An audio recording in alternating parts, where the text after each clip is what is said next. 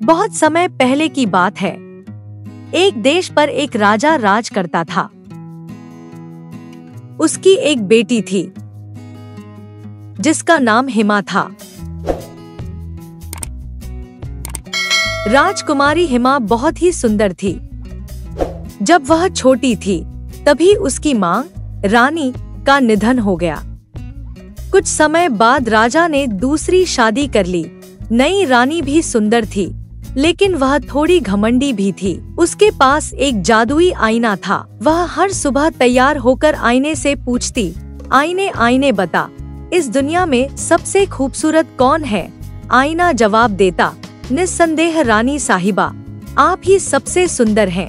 यह सुनकर रानी बहुत खुश होती। समय के साथ हिमा बड़ी होती गई और उसकी सुंदरता और भी बढ़ती गई। एक दिन रानी ने जब रोज की तरह आईने से पूछा तो आईने ने जवाब दिया, रानी साहिबा, आप सुंदर थी, लेकिन अब आपकी सौतेली बेटी हिमा सबसे सुंदर है। यह सुनकर रानी आग बबूला हो गई। उसने अपने खास नौकरों को बुलाकर आदेश दिया कि हिमा को जंगल में ले जाकर मार दिया जाए। नौकर राजकुमारी को लेकर जंगल की ओर चल दिए, लेकिन जब वे उसे मारने लगे तो उन्हें उस पर बहुत दया आई। एक नौकर ने कहा, क्यों न हम राजकुमारी को छोड़ दें? बाकी नौकर भी मान गए और हिमा से कहा, तुम कहीं जंगल में भाग जाओ, लेकिन अपने महल कभी मत लौटना, वरना रानी हमें भी मार डालेगी। हिमा ने जान बचाने के लिए नौकरों का शुक्रिया अदा किया और घने जंगल में चल पड़ी।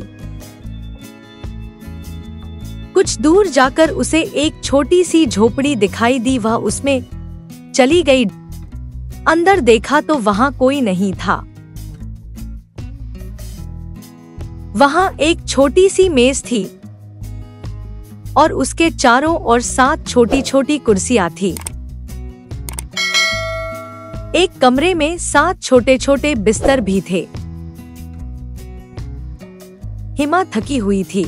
वह एक बिस्तर पर लेट गई और सो गई। कुछ समय बाद जब वह जागी तो देखा कि 7 छोटे छोटे आदमी उसे घेर कर देख रहे हैं।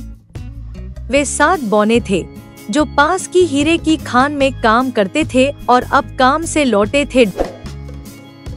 उन्होंने हिमा से पूछा कि वह कौन है और यहाँ कैसे आई।